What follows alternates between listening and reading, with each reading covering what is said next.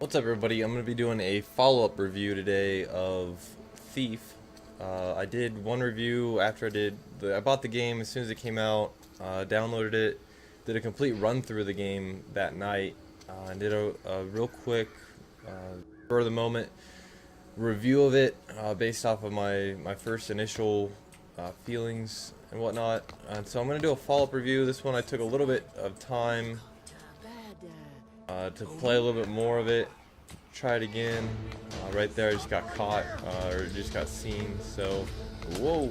And they're trying to shoot me. So I'm gonna try and get away here.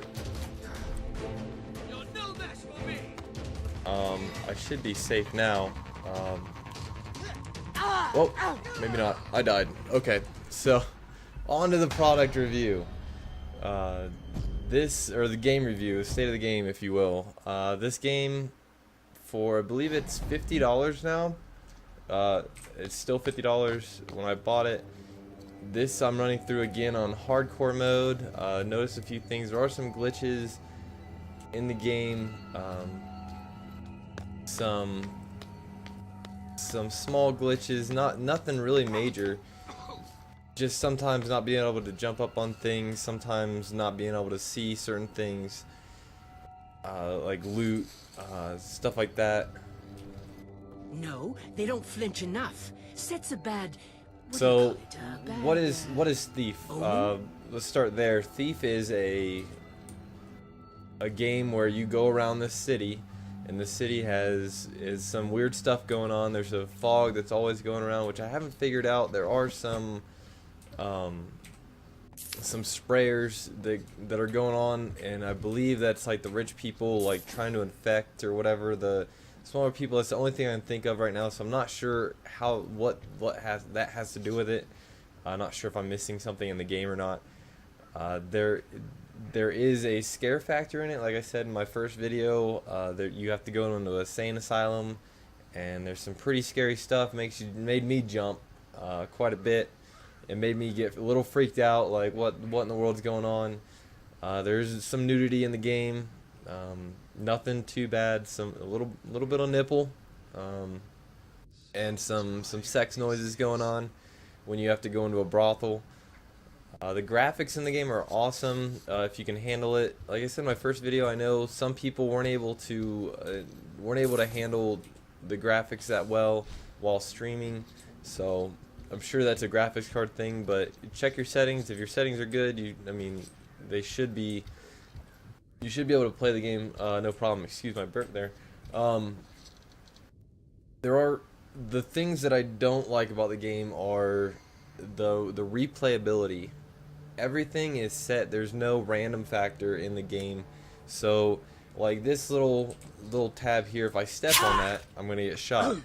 That's always going to be there. I always know that, and I always know where to turn it off at.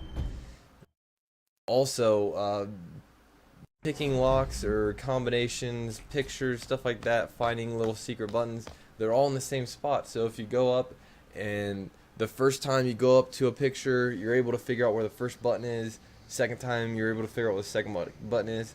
That means the third time, you just got to run up there real quick and go right to those buttons.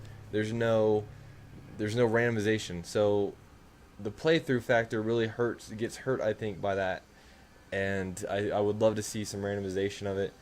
To go back to the main menu, there are some challenge modes which are pretty cool. Is basically you have to run through and you have a time limit and you have to steal things, and as you steal things you get more time, and you're able to continue to go, and there are leaderboards to say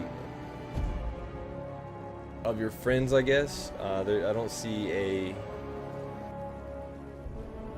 any sort of, and that's just your Steam friends. I don't see any sort of global leaderboard to say this person has been able to do this or that in this amount of time, so you can kind of judge your performance off of the rest of the players.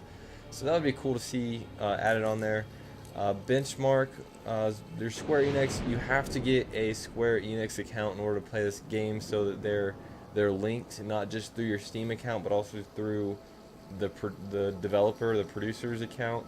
there's a benchmark factor here, which is pretty cool. It allows you to see what sort of game performance you're able to produce. Right now, my current settings, I'm about 40 frames per second the last time I did this. So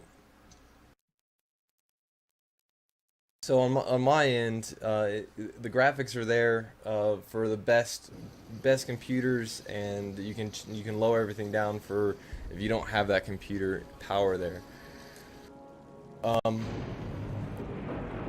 than that, the gameplay is awesome. AI, some people complain about it being too easy, some people complain about it too hard, but guess what? In the options, see where it is, game. Maybe it's in game, but there is an option in there to change while you're in game. Here, I'll go back in. So continue. You can change your difficulty at any stage in the game. So if it's too easy for you, you can bump it up. If later in the game, when it starts to get harder and stuff, when you're dealing with the aliens, you can go in and change your settings there. Let's see if we can figure it out real quick while I got you guys here. I'm sorry for doing this on the review. You can turn everything off, adjust your volumes. I turn my music always all the way down because whenever I play, I listen to my own music.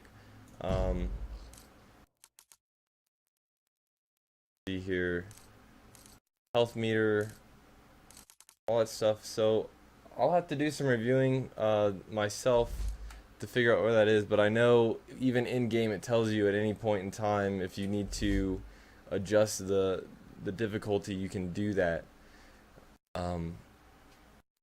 So if you're looking into a game like this, definitely check it out. It is a bit pricey, I will give it that, and there isn't very much replay value to it. But there are a lot of side missions that go on with it besides the overall what is it? So objectives right now, you also have like all these, the yellow ones, that's the game missions you go through, and then you can, if you don't want to do that yet, you can click track on something else and you can go try and do a side mission, get some more money so you can buy special arrows or whatever in order to complete the actual game mission. So that is cool. It does add that to it and adds definitely at least a few more hours, if not a few more days worth of gameplay, depending on how much you play it and how good you are. So I think that right there adds a lot too. So while there isn't much replay value, you do get a lot for the first playthrough if you go through and do all the side missions also. So I hope that was somewhat useful. I know that was a little bit, I got sidetracked a little bit there with the difficulty and everything, but check it out. It's a good game. $50, a little bit pricey. Hopefully with time they add a few more features to it to make it a little bit more global, to where you're, like I mentioned in my first review, I really wish that there was some way to play against other people or your friends to do a time trial or some sort of mission like that. I think that would add a lot too. So hopefully this was helpful. If you have any other questions, feel free to message below, comment, message me directly. I'm always open and available to respond to any inquiries. So I hope you're having a great day, and if not, I hope it gets better for you. So take care.